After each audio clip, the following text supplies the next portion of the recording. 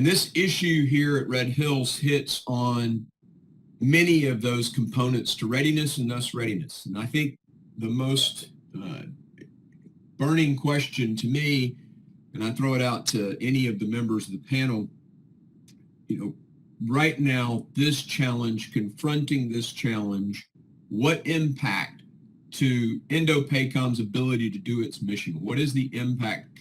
Are we deterred in any way in our ability to meet the challenge from China in the Indo-Pacific? In the short term, there is no immediate impact to our ability to do our mission. Our day-to-day peacetime operations are supplied by our tank farm that's on the waterfront, not associated with the underground tanks with the Red Hill bulk fuel storage facility.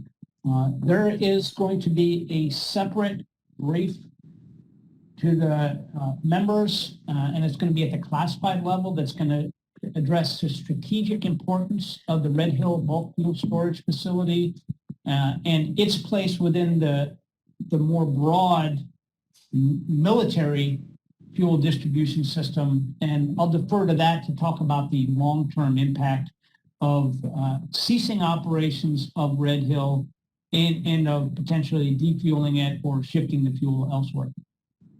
I would assume then that perhaps discussing the various courses of action that can be taken that are being considered probably could be deferred or punted to that classified briefing. But what I'm very interested in are what are each of the courses of action that you're presenting the decision maker to make? I know earlier you said it was above your, or someone else was making the decision on what to ultimately do.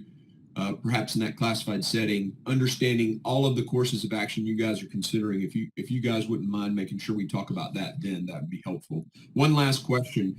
The Army alerted its soldiers several days ahead of the Navy to stop drinking water, movement of personnel, etc. And I wonder why it took the Navy a few days to echo that or to also initiate that, and who is responsible for that delay?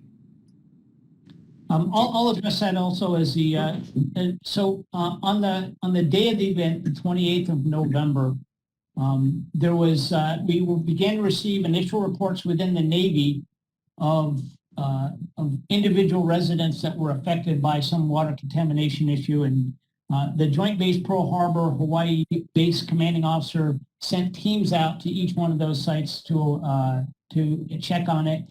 And then, unfortunately, at some point, with a small amount of information and not the full scope of an understanding of the impact, he determined that the majority of the distribution system was safe and it was impacting only a small number of residents, and he made that statement that evening.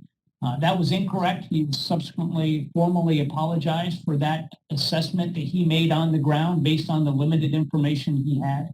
I will tell you that the very next day, once I was directed and stood up the Joint Crisis Action Team, my first step was to work directly with the Department of Health and our other service components. And that evening, we put out public health guidance that was aligned with the Department of Health, and it was aligned with inputs from our service components. So, we were all working aggressively to get the right information out.